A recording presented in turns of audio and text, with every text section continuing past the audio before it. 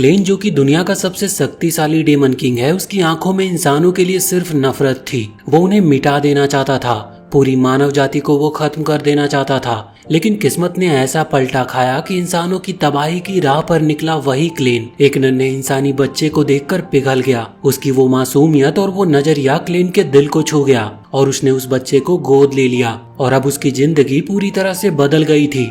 अब उसे अपनी असली शक्तियों को छिपाना था और एक साधारण इंसान की तरह जीते हुए उस बच्चे की परवरिश करनी थी, एक ऐसे इंसान की तरह जो बिल्कुल बेकार, कमजोर और मामूली हो। और यहीं से शुरू होती है इस कहानी की असली उड़ान। तो इस सीरीज की शुरुआत होती है उस बच्ची के साथ जिसका नाम है एलिसिया। वो अपने पिता के साथ खेत पर काम करने आई थी। जब काम खत्म हो जाता है तो उसके पिता उसे आवाज देते हैं कि चलो अब घर चलते हैं। एलिसिया वहाँ पर थोड़ी देर और रुकती है और आसपास के खेतों को देखती है और फिर उसकी नजर पड़ती है एडी के एक नक्शे पर। लेकिन अजीब बात ये थी कि उस नक्शे के बाद चारों तरफ सिर्फ अंधेरा था। पूरी दुनिया जैसे किसी काले कंबल में लिपटी हो और सिर्फ उन्हीं का आइलैंड दिखाई देता है, बाकी सब कुछ गायब था। वो सोच में पड़ जाती है कि आखिर ऐसा क्यों है। एलिसिया एक बहुत ही जिज्ञासु लड़की थी और वो अपने पिता से पूछती है कि हमारे शहर के आगे क्या है। ये एक साधारण सवाल लगता है लेकिन उसका जवाब उसके पिता के पास भी नहीं था। वो जानता है कि एलिसिया जानना चाहती है, वो खुद भी जानना चाहता था, लेकिन सच यही है कि उसे कुछ भी नहीं पता। वो एलिसिया को बताता है कि हर इंसान के भीतर जिज्ञासा होती है, कुछ जानने की और आगे बढ़ने की। लेकिन जब जब किसी ने उस अंधेरे में जाने की कोशिश की, कुछ भी नहीं बचा, तबाही मच गई। वहाँ पर उन अंधेरों के बीच में 4 भयानक डीमन बसे हैं। ये चारों एडी की दिशाओं को उत्तर, दक्षिण, पूरब, पश्चिम गार्ड कर रहे हैं और जितनी भी टीमें या लोग वहाँ पर गए हैं सब खत्म हो गए, कोई लौट कर वापस नहीं आया। एलिसिया ये सुनकर हैरान रह जाती है। वो सोचती है कि क्या ये जगह सच में इतनी खतरनाक है, लेकिन उस सच्चाई से उसके भीतर की जिज्ञासा खत्म नहीं होती बल्कि और बढ़ जाती है। उसके पिता उससे कहते हैं कि जब तक वो डीमन मारे नहीं जाते तब तक कोई ये नहीं जान सकता कि उन अंधेरों के पार है क्या। लेकिन हर समस्या का एक समाधान जरूर होता है और इस समस्या का समाधान है ट्रेजर्स, यानी वो हथियार जो केवल चुने गए हीरोज को मिलते हैं। ये स्वॉर्ड्स बेहद शक्तिशाली होते हैं और केवल वही लोग जिनके पास ये ट्रेजर्स हैं वो डीमन से लड़ सकते हैं। ये सुनते ही एलिसिया का मन जोश से भर जाता है। अब उसका एक ही सपना था हीरो बनने का। वो भी डीमन से लड़ना चाहती थी और अगर वो स्वॉर्ड ऑफ हिडन पा ले तो वो भी उस नक्शे के पार उस दुनिया को देख सकेगी। वक्त बीतता है और सालों बाद एलिसिया अब एक छोटी बच्ची नहीं रही। अब वो उन चुनिंदा हीरोज में से एक है जिन्हें ये ट्रेजर्स मिले हैं। उसकी आंखें बंद है और जैसे ही वो खोलती है वो खुद को एक ट्रक में पाती है जो उन्हें शहर के सीमा के पार ले जा रहा था। उसकी गर्दन में एक चेन लटक रही थी जिसे वो कसकर पकड़ती है और अपने पिता के शब्दों को याद करती है। और अब वो उस लड़ाई के लिए तैयार थी, अपने शहर के लिए और मानव जाति के लिए। इस मिशन पर वो अकेली नहीं थी, उसके साथ और भी कई सारे हीरोज थे जिनके पास अलग अलग ट्रेजर्स थे। ट्रक के सफर के दौरान सभी आपस में बातचीत करने लगते और एक दूसरे का परिचय देने लगते हैं। उनमें से कुछ नाम खास है। मिनेल जिसके पास ट्रेजर ओआन कियो है, वो दावा करता है कि उसे ये भी नहीं पता कि वो खुद कहाँ से है। जैसे ही वो एलिसिया की तरफ देखता है तो वो चौंक जाता है कि टीम में एक लड़की भी है। लेकिन एलिसिया यहाँ पर कुछ भी नहीं कहती। वो ना ही अपना नाम बताती और ना ही कोई और जानकारी देती है। एक और हीरो जिसका नाम स्टेफन होता है, उसका ट्रेजर होता है टेनमा और कहा जाता है कि वो सबसे शक्तिशाली है। जैसे जैसे ट्रक सीमा के करीब पहुंचता है, स्टेफन सभी को चेतावनी देता है कि हम अब बहुत नजदीक आने वाले हैं। तभी ट्रक अचानक से रुक जाती है और ड्राइवर कहता है कि कैरेज अब और आगे नहीं जा सकती। सभी हीरोज नीचे उतरने की तैयारी करते हैं लेकिन वो ठीक से उतर भी नहीं पाते कि अंधेरे में से डेमन्स उन पर हमला कर देते हैं और कुछ ही पल में कई लोग मारे जाते हैं और कुछ तो ट्रक से बाहर भी नहीं निकल पाए थे। स्टेफन जोर से चिल्लाता है कि बाहर आओ और लड़ाई करो। वो तुरंत ही टीम को अलग अलग स्क्वाड्स में बांट देता है। आर्चर्स एक दिशा में और लैंसर्स दूसरी दिशा में। हर कोई अपनी पोजीशन ले लेता है। स्टेफन खुद एलिसिया के साथ एक टीम बनाता है। एलिसिया के पास थी ट्रेजर ऑफ लुआटुबामे, एक रहस्यमयी और बहुत ही ताकतवर हथियार। एलिसिया न सिर्फ ताकतवर है बल्कि अपने आसपास की हर चीज को लेकर सतर्क भी है। वो अपने आसपास के माहौल को समझती है, पढ़ती है और तुरंत फैसला लेती है। उनके सामने एक पहाड़ था और उस पहाड़ की चोटी पर खड़ा था एक भयानक डीमन लॉर्ड। वो एक अजीब तरह की फिलॉसफी की बात करता है। वो केओस की बात कर रहा था। वो कहता है कि दुनिया केओस से बनी है और अगर ऐसा है तो वो खुद क्योस से जन्मा है। और जैसे जैसे लड़ाई आगे बढ़ती है सभी हीरोज उस पहाड़ी और घाटियों को पार करते हुए चोटी की ओर बढ़ते हैं। स्टेफन बेहद एक्साइटेड था, उसे सबसे बुद्धिमान हीरो कहा जाता था और आज उसे अपने नाम को सच साबित करना था। वो चिल्लाकर कहता है कि आज का दिन वो है जब हम अपना नाम इतिहास में दर्ज करेंगे। जिन्होंने हमें चुना है उन्हें दिखाएंगे कि उनका फैसला सही था। और जैसे ही वो माउंटेन मून की चोटी पर पहुंचते हैं उनके सामने आता है वो डीमन लॉर्ड जिसका नाम था क्लेविटेस ऑफ द साउदर्न मूनलाइट। वो दिखने में शानदार था और अगर ये शब्द उसके लिए सही हो तो उसकी सफेद मुलायम त्वचा, उसका रौब, उसका चेहरा और वो बहुत ही खतरनाक था। स्टेफन एक पल के लिए पीछे हटता है। वो जानता है कि ये डीमन बहुत खतरनाक है, लेकिन वो ये भी जानता है कि वो सब हीरो हैं और उन्हें ये युद्ध जीतना ही है। अब वक्त आ गया है इस दुनिया की सबसे बड़ी लड़ाई को शुरू करने का। एक ऐसा युद्ध जो इतिहास में दर्ज होगा, एक ऐसा युद्ध जहां इंसान डीमन से भिड़ेंगे और शायद पहली बार नक्शे के उस पार की दुनिया को देखा जाएगा। जैसे ही स्टेफन खुद को लड़ाई के लिए तैयार करता, अपने भीतर के डर को दबाकर खुद को वो प्रेरित करता है, तो क्लेविटेस अचानक दूर से उसके ऊपर हमला कर देता और कोई चेतावनी नहीं और न ही वो कोई संकेत देता है। बस एक ही पल में क्लेविटेस की शक्ति हवा में लहराती है और स्टेफन दीवार से जा टकराता है। उसके शरीर के टक्कर से चट्टानें हिल जाती और कुछ ही क्षणों में वो जमीन पर गिरता है, बिल्कुल ही बेजान। हर कोई ये देखकर बिल्कुल हैरान रह जाता है। डर के मारे उनके पैर जम गए थे। क्लेविटेस ने ना स्टेफन के पास आकर हमला किया, ना ही अपनी जगह से हिला। वो तो बस वहीं खड़ा था। फिर भी उसका हमला इतना सटीक और इतना प्रबल था कि सबसे ताकतवर हीरो को उसने एक झटके में खत्म कर दिया। इसके बाद एक और हीरो सामने आता और चीखकर बाकी सभी को हिम्मत देता है। वो कहता है कि हमें डरना नहीं है, हमें लड़ना है। सभी धीरे धीरे अपने कॉन्शियस में लौटते हैं और हथियार उठाकर क्लेविटेस की ओर आगे बढ़ते हैं। लेकिन एलिसिया अब भी वहीं पर खड़ी थी। वो तुरंत हमला नहीं करती, वो अपने आसपास के वातावरण को गहराई से ऑब्जर्व करती है। और जैसे ही बाकी हीरोज क्लेविटेस के पास पहुंचते हैं, एक एक करके वो गिरने लगते हैं। वो ना तो उन्हें छूता है और ना ही कोई जादू दिखाता है, फिर भी वो मरते जा रहे थे। बस क्लेविटेस वहाँ खड़ा होता है और वो भी बिल्कुल शांति से। लेकिन जो चीज हिला रही है सबको वो है उसकी शैडो। एलिसिया को आखिरकार सच्चाई का एहसास होता है। वो जोर से चिल्लाती है कि ये हमें अपनी परछाई से मार रहा है, उससे दूर भागो और उसकी शैडो के पास मत जाओ। बाकी हीरोज हैरान हो जाते हैं और वो सोचते हैं कि शैडो, क्या ये मुमकिन है? लेकिन एलिसिया अब देर नहीं करती।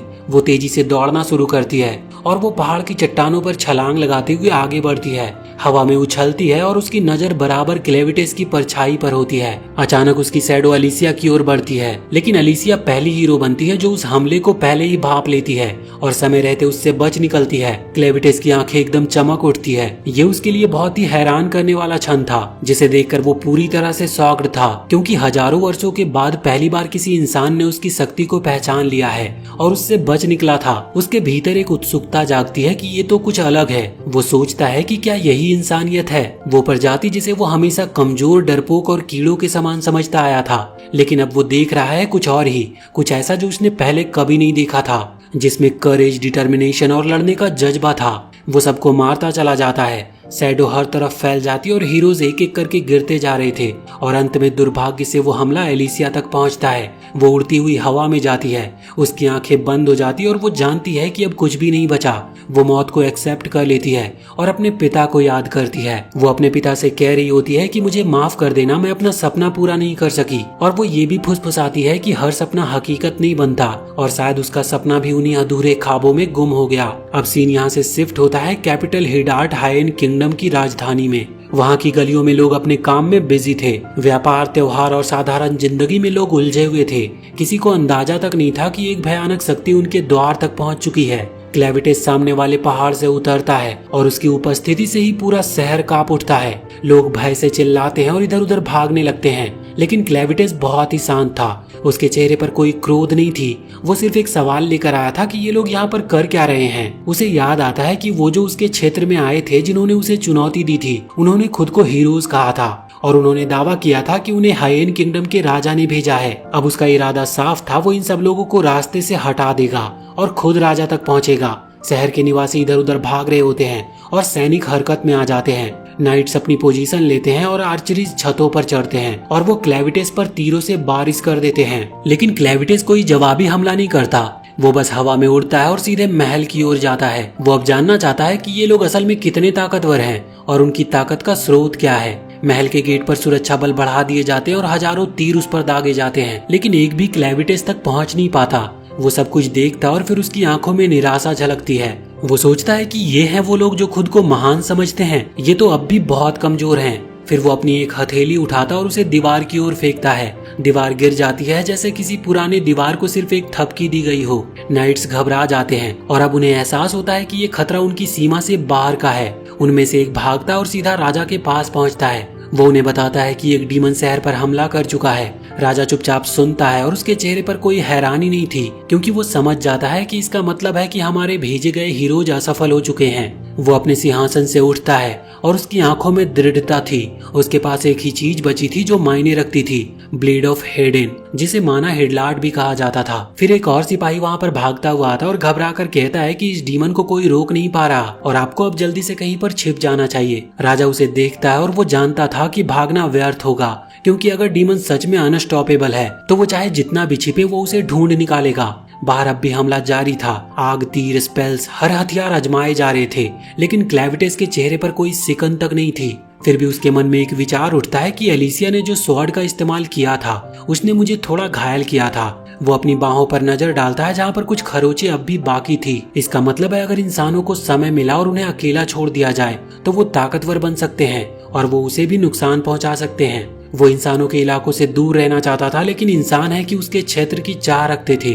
वो उसकी दुनिया में घुसते हैं और उसे चुनौती देते हैं, और यही उसे हर बार एक ही डिसीजन पर लाता है कि अब मैं हमला करूंगा, और यही जवाब होगा इंसानों की लालच का। जैसे ही राजा ब्लेड ऑफ हेडेन की रक्षा के लिए महल के अंदर बने सुरक्षित कमरे की ओर बढ़ता है और भारी दरवाजा खोलता है, ठीक उसी समय पर क्लेविटिस वहां पर पहुंच जाता है। राजा के चारों ओर फैले माहौल, उसकी पोशाक और आसपास रखी हुई शाही वस्तुओं को देखकर क्लेविटिस को ये समझने में जरा भी देर नहीं लगती कि उसके सामने खड़ा व्यक्ति कोई और नहीं बल्कि खुद इस राज्य का राजा है। वो बिना कोई संदेह जताए उससे पूछता है कि तुम ही हो इस जगह के शासक, और वो डीमन इस बार इंसानों की भाषा बोल रहा था। राजा एकदम चौंक उठता है कि एक डीमन इंसानों की भाषा कैसे बोल सकता है, और ये पूरी तरह से इम्पॉसिबल था। लेकिन जब क्लेविटिस खुद को परिचित कराता है तब राजा की आंखों में जो हैरानी थी वो भय में बदल जाती है।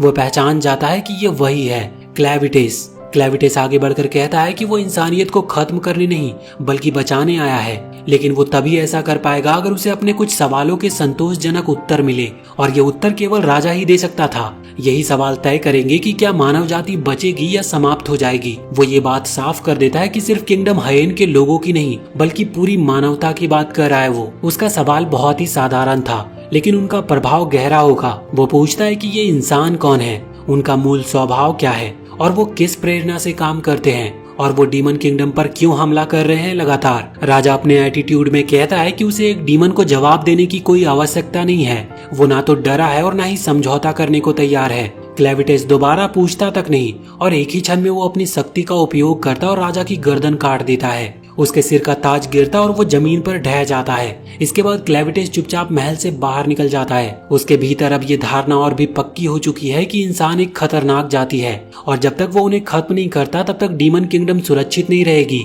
वो मन ही मन ये तय करता है कि अब वो पूरी मानवता का अंत करेगा, लेकिन ये काम उससे अकेले नहीं हो सकती। उसे इसके लिए एक टीम की जरूरत होगी, एक ऐसे टीम की जिसे टाइम लेकर तैयार किया जाए। जैसे ही वो राजधानी से दूर जाने लगता है, अचानक वो एक बच्चे की चीख सुनता है। वो रुकता है और मुड़कर देखता है। वहाँ पर एक माँ थी जो अब जीवन और मौत के बीच में झूल रही थी। अपने बच्चे को अपनी छाती से लगाए बैठी होती है। वो अब तक मरी नहीं थी, लेकिन उसकी हालत बहुत ही गंभीर थी। उसके चेहरे पर दर्द साफ झलक रहा था, लेकिन उसकी बाहों में अपने बच्चे को पकड़ रखने की ताकत अब भी बाकी थी। क्लेविटिस उसकी ओर बढ़ता है, और जैसे ही वो उस बच्चे को देखता है उसे कोई फर्क नहीं पड़ता। वो सिर्फ एक और ह्यूमन बेबी था। लेकिन तभी उस बच्चे की माँ अपनी अंतिम सांसें लेते हुए बोल उठती है। वो क्लेविटिस से विनती करती है कि प्लीज मेरे बच्चे को बचा लो। क्लेविटिस यहाँ पर कुछ पल के लिए रुकता है, और उसे समझ नहीं आता कि वो लेडी किससे भीख मांग रही है। क्या वो नहीं जानती कि वो खुद उस विनाश का कारण है जिसने सब कुछ तबाह कर दिया। वो उसे याद दिलाता है कि मैं वो हूँ जिसने इस तबाही को जन्म दिया है। अगर तुम अपने बच्चे की मौत के लिए किसी को दोषी देना चाहती हो तो खुद उस बच्चे को दो, क्योंकि वो इंसान के रूप में पैदा हुआ। लेकिन उस बच्चे की माँ हार मानने वालों में से नहीं थी। उसकी सांसें कम हो रही थी, लेकिन शब्दों में अब भी विश्वास था। वो कॉन्फिडेंस से कहती है कि एक बच्चे को ये चुनने का अधिकार नहीं होता कि वो किस रूप में जन्म ले, तो इस वजह से इसमें इस बच्चे का कोई दोष नहीं है। क्लेविटिस पर इसका कोई सीधा प्रभाव नहीं पड़ता। उसका चेहरा अब भी वैसा ही शांत था। फिर भी वो कुछ सोचने लगता है, और फिर वो लेडी से कहता है कि अगर तुम चाहती हो कि मैं इस बच्चे को जीवित छोड़ दूं, तो तुम्हें ये साबित करना होगा कि ये इसके लायक है। वो लेडी फुसफुसा कर कहती है कि मैं अब कुछ साबित नहीं कर सकती, मैं मर रही हूँ, लेकिन मैं विश्वास करती हूँ कि एक दिन ये बच्चा खुद को साबित करेगा। और इस तरह वो अपना अंतिम सांस लेती है। उसकी बाहें ढीली हो जाती है, लेकिन बच्चे की पकड़ अब भी मजबूत थी। क्लेविटिस नीचे झुकता और उस बच्चे को उठाता है। यहाँ पर वो पूरी तरह से आश्वस्त नहीं था, लेकिन उस बच्चे की माँ का विश्वास और उसकी आखिरी बात कि वो बच्चा एक दिन कुछ करेगा, उसके मन में एक बीज बो देती है। इंसान तेजी से बढ़ते और वो सोचता है कि मुझे सिर्फ इंतजार करना होगा, और वो ये तय करता है कि वो इस बच्चे को जीवित रखेगा, बस ये देखने के लिए कि वो वाकई अपनी माँ की बातों पर खरा उतरता है या नहीं। उस विशाल और जटिल साम्राज्य में 5 मानव जातियां मौजूद थी। पहला डून, जिनकी संख्या सबसे अधिक है। ये सबसे आम लोग हैं, लेकिन मेहनती और बहुत ही संघर्षशील होते हैं। अगला है ऑर्जिटीज, जो कि बहुत ही साहसी और आक्रामक और युद्ध प्रिय होते हैं। इनके सिर पर सींग होते हैं और ये युद्ध में कभी भी पीछे नहीं हटते। अगला था स्लेडेंस, जो कि चुपचाप रहने वाले होते हैं, अकेले में जीने वाले होते हैं वो, और ये बहुत कम बोलते हैं और वो अन्य जातियों से बहुत ही दूर रहते हैं। और बेंटी, जिनका लुक डेमोनिक बैंडिट जैसा होता है, लेकिन ये बहुत ही ताकतवर होते हैं और बहुत से लोग इन्हें खतरनाक मानते हैं, लेकिन वो अपने लॉयलिटी के लिए बहुत ही फेमस हैं। और सबसे आखिरी है हेडनैंस। इनकी संख्या सबसे कम है, लेकिन ये सबसे ज्यादा इंसानों जैसे दिखते हैं और बहुत ही बुद्धिमान माने जाते हैं। हेडनैंस के पास आर्नोसाइट नामक एक विशेष धातु है और उन्हें इससे हथियार बनाने की एक सीक्रेट तकनीक पता है। ये रहस्य केवल शाही परिवार में ही जाना जाता है। हेडनैंस इन वेपन को डून जाति को बेचना शुरू कर देते हैं और इस व्यापार के चलते दोनों जातियों में घनिष्ठ संबंध बन गए और इसी से मिक्स्ड ब्रीड का जन्म हुआ। लेकिन फिर भी आज भी कुछ प्योर ब्लडेड हेडनैंस जीवित हैं, जो पुरानी परंपराओं को निभा रहे हैं। उस राज्य की सीमाओं के बाहर घने जंगलों और पर्वतों में कुछ विचित्र प्राणी घूमते हैं, काले रौबदार 9 पूंछों वाले, और उनके रूप कुछ कुछ नारुतो वाले कारुमा जैसे होते हैं, लेकिन उनकी वाइल्ड एनर्जी अलग ही लेवल की होती है। और इन्हीं पहाड़ों की लूना माउंटेन्स की गहराइयों में क्लेविटिस अब भी जीवित था। उसके पास वही बच्चा होता है जिसे वो शहर से लेकर आया था। कुछ छोटे भूखे बीश उस बच्चे की ओर बढ़ते और वो उसे खाने के लिए तैयार थे, लेकिन क्लेविटिस उन्हें एक ही झपट्टे में दूर फेंक देता है। वो अब जानता है कि ये बच्चा बेहद कमजोर है। वो सोचता है कि शायद ये अपनी एक्सपायरेशन तक जल्दी पहुंच जाएगा, लेकिन वो बच्चा डर से रोने लगता है। क्लेविटिस उस शोर से परेशान हो गया था और वो सोचता है कि इस बच्चे को चुप कैसे कराया जाए। वो धीरे धीरे अपने विशाल शरीर को झुकाता है और अपने एक हथेली से बच्चे को ढक लेता है और वो उसे गर्मी देता है। फिर वो अपनी नोकीले नाखून की नोक को बच्चे के माथे पर रखता है। बच्चा एक पल के लिए शांत हो गया था और गहरी नींद में सो जाता है। यहाँ पर क्लेविटिस बस उसे देखता रहता है, शायद उस भविष्य को जिसमें ये बच्चा कुछ बन सके। और जब क्लेविटिस उस बच्चे को ध्यान से देख रहा होता है तो उसे ऐसा लगता है कि ये छोटा प्राणी बहुत जल्द एक पूप बॉम्ब गिराने वाला है। और जैसा कि उम्मीद थी, कुछ ही देर में बच्चा जाग जाता और जोर जोर से रोने लगता है। उसकी चीखें लूना माउंटेन्स की गहराइयों तक गूंज उठती है। ये सब देख क्लेविटिस झुंझला जाता है, लेकिन अब वो उसे मार भी नहीं सकता था क्योंकि वो खुद ही उसे उठा कर लाया था। वो बच्चे को गोद में लेकर इधर उधर भटकने लगता है, ये सोचते हुए कि कैसे चुप कराया जाए। उसके दिमाग में एक ही उपाय आता है कि इसे किसी गड्ढे में फेंक देना चाहिए, लेकिन तभी वो रुकता है और सोचता है कि ये कोई क्रूरता वाली बात नहीं होगी। दरअसल वो गड्ढा एक तरह की प्राकृतिक खाद से भरा था, जिसमें बहुत सारे कीड़े रेंग रहे होते हैं। और ये खतरनाक कीड़े नहीं, बल्कि ऐसे कीड़े हैं जो गंदगी और मल पर पलते थे। जब ये कीड़े अपने छोटा सा डिनर एंजॉय कर रहे होते हैं तो क्लेविटिस वहीं खड़ा होकर सोचता है कि शायद इंसान बहुत तेजी से बड़े हो जाते हैं। उसे यही लगता है कि शायद कुछ ही रातों में ये बच्चा खुद अपना खाना ढूंढने लगेगा। यहाँ उसे याद आता है कि उसने इस बच्चे को कहाँ से उठाया था, लेकिन वो अब भी ये नहीं जानता कि ये बच्चा असल में है कौन। यहाँ पर वो अपने आप को कोसता है। वो सोचता है कि मुझे उस औरत की बातों में आकर उस बच्चे को उठाना नहीं था और अब इससे छुटकारा पाने का उसके पास और कोई तरीका भी नहीं था। लेकिन फिर उसका आत्मसम्मान जागता है। वो कहता है कि मैं लॉर्ड ऑफ डार्क बीस्ट हूँ, मैं कोई कायर नहीं जो इस बच्चे को वापस मरने के लिए छोड़ दूं। यही सोचकर वो तय करता है कि अब वो इस बच्चे की परवरिश खुद ही करेगा। मगर प्रॉब्लम ये थी कि उसे इंसानों की देखभाल करने के तरीकों की बिल्कुल भी जानकारी नहीं थी। ना तो उसे पता है कि बच्चों को क्या खाना चाहिए और ना ही कि उन्हें कैसे सुलाया जाता है। वो चारों ओर नजर दौड़ाता और उन लाशों को देखता है जिन्हें उसने हाल ही में मारा था। उनमें से एक महिला की लाश उसे पहचान में आती है, जिसका नाम एलिसिया था। क्लेविटिस को याद आता है कि एलिसिया के पिता को डार्क बीस्ट ने मार दिया था और वो बदले की भावना में एक सेना लेकर आई थी। उसने खुद की जान को खतरे में डालकर क्लेविटिस पर हमला किया था, लेकिन नतीजा सिर्फ विनाश निकला और उसकी ये कोशिश बिल्कुल असफल रही थी। अब क्लेविटिस उसे एक और मौका देने का फैसला करता है। वो अपने हाथों को उसकी बॉडी पर फैलाता है और अपनी डार्क पावर्स का यूज करके एलिसिया को फिर से जिंदा कर देता है। जैसे ही वो दोबारा सांस लेती है वो एकदम से चौंक जाती है उसके शरीर में फिर से एनर्जी दौड़ती है और वो सीधे क्लेविटिस पर हमला करने की कोशिश करती है, लेकिन वो जल्दी महसूस करती है कि उसके पास कोई तलवार नहीं है और उसके साथी भी सब मारे जा चुके हैं। क्लेविटिस यहाँ पर कहता है कि मैंने तुम्हें अपनी डार्क एनर्जी से जिंदा किया है,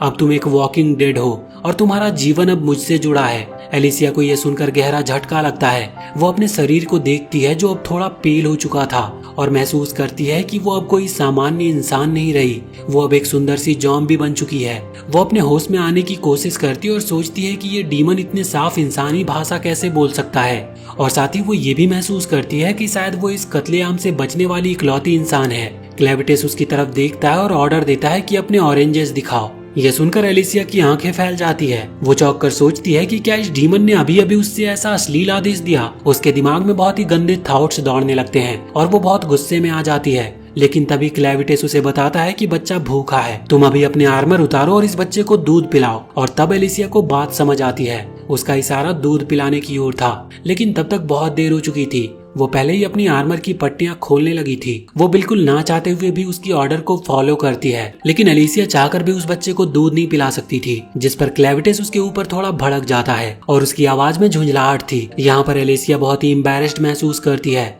उसकी आंखें नम हो जाती है और वो बड़बड़ाती है कि तुम मुझे मार क्यों नहीं देते, क्योंकि मैं इस ह्यूमिलिएशन को सह नहीं सकती। यहाँ पर क्लेविटिस उसकी बातों पर ध्यान नहीं देता और उसका ध्यान अब भी बच्चे की भूख पर थी। उसी पल बच्चा फिर से रोने लगता है। अब क्लेविटिस और एलिसिया के बीच में एक नई बहस शुरू हो जाती है कि तुम्हें तो पता होना चाहिए कि बच्चों को कैसे चुप कराते हैं। एलिसिया जवाब देती है कि मुझे कोई अनुभव नहीं है, लेकिन हमें किसी ऐसे औरत की जरूरत होगी जो बच्चे को दूध पिला सके। क्लेविटिस यहाँ पर सोचने लगता और पूछता है कि वो कहाँ से लाएंगे ऐसी औरत। एलिसिया उत्तर देती है कि हमें किसी को हायर करना होगा।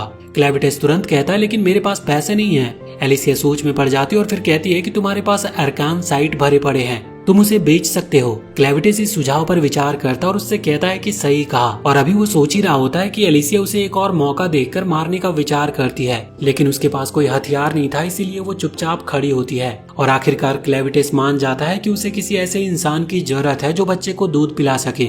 वो जैसे ही बाहर जाने को होता है, एलिसिया उसे रोकती है और कहती है कि तुम अपने असली रूप में शहर में नहीं जा सकते, तुम इतने बड़े हो कि तुम्हें देख के ही लोग डर जाएंगे। क्लेविटिस को भी ये बात सही लगती है, तो यहाँ पर एलिसिया खुद ही बच्चे को शहर में ले जाने की बात करती है, लेकिन क्लेविटिस उसे मना कर देता है। वो कहता है कि ये बच्चा मेरी निगरानी में ही रहेगा। फिर वो अपने शरीर को कंसंट्रेट करता और खुद को एक इंसानी लड़के में बदल लेता है। उसकी कद काठी छोटी हो जाती है और चेहरा मासूम और यंग लगने लगता है, लेकिन उसकी 9 पूंछें अब भी पीछे लहरा रही होती है और उसके सिर पर एक छोटा सा सींग भी दिख रहा होता है। वो अपनी पूंछों को एक शैडो पॉकेट में छिपा देता है, लेकिन उसे इस बात का अंदाजा नहीं होता कि सींग अब भी दिख रहा है। एलिसिया उसकी तरफ देखती है पर कुछ कहती नहीं। बाहर निकलने से पहले वो खुद का और बच्चे का नाम सोचता है। वो अपना नाम रखता है क्लेन और बच्चे का नाम रखता है लूना। वो एलिसिया से पूछता है कि तुम्हारा नाम क्या है। एलिसिया कुछ पलों की चुप्पी के बाद हल्के स्वर में कहती है कि उसका नाम अलीसिया है। इसके बाद तीनों मिलकर एक छोटी सी नदी की ओर निकल पड़ते हैं और जैसे ही वो उस जगह पर पहुंचते हैं जहां पर पानी मौजूद था, एलिसिया खुद पहल करती है और बच्चे को नहलाने की जिम्मेदारी अपने हाथों में लेती है। वो बड़े ही प्यार से बच्चे को नहला रही होती है, उसके छोटे छोटे हाथों और पैरों को पानी से साफ कर रही होती है, लेकिन तभी क्लेन एकदम से बीच में टपक पड़ता है बिना कोई चेतावनी दिए। एलिसिया उसे देखकर चौंकती है, लेकिन उसे नजरअंदाज करते हुए अपना काम जारी रखती है। वो बस नहला ही रही होती है कि अचानक बच्चे की तरफ से एक पी बॉम्ब उसके चेहरे पर गिरता है। एलिसिया की आंखें कुछ पलों के लिए बंद हो जाती है और फिर वो गहरी सांस लेकर खुद को शांत करने की कोशिश करती है। क्लेन इस बार बिना हंसे रह नहीं पाता और सार्कास्टिक लहजे में कहता है, लगता है तुम्हें रॉयल ट्रीटमेंट मिल रहा है। क्लेन जैसे एक तंग करने वाली सांस हो हर चीजों में टांग अड़ाने लगता है कि कैसे बच्चे को पकड़ा जाए, किस एंगल से साफ किया जाए और किस हिस्से को ज्यादा अच्छे से रगड़ा जाए। एलिसिया इससे चिढ़ जाती है, लेकिन वो चुपचाप सब झेलती रहती है। जब बच्चे को पूरी तरह से नहला दिया जाता है तो एलिसिया के चेहरे पर एक सेटिस्फेक्शन झलकती है, लेकिन क्लेन को अब भी लगता था कि गुफा में रहने वाले पूप ईटिंग बग्स इससे बेहतर काम कर लेते। इसके बाद वो एलिसिया के पुराने कैंप की ओर बढ़ते हैं, लेकिन वहां पहुंचने पर वो खाली मिलता है। एलिसिया बताती है कि उन्होंने सभी जरूरी चीजें जैसे खाना, पानी और कुछ पैसे एक और छुपी हुई जगह में रखे हैं ताकि कोई हमला हो तो सब खो ना जाए। थोड़ा आगे बढ़ने पर क्लेन एलिसिया से कहता है कि अब वो खुद भी नहा ले, क्योंकि उसकी हालत देखकर ऐसा लग रहा है जैसे वो गिनीज वर्ल्ड रिकॉर्ड में सबसे लंबे समय तक बिना नहाए रहने का खिताब जीतने वाली है। क्लेन उस बच्चे के कपड़े भी देता है ताकि वो उन्हें धो सके। एलिसिया झल्लाकर कुछ भी नहीं कहती और नदी के किनारे कपड़े धोने लगती है।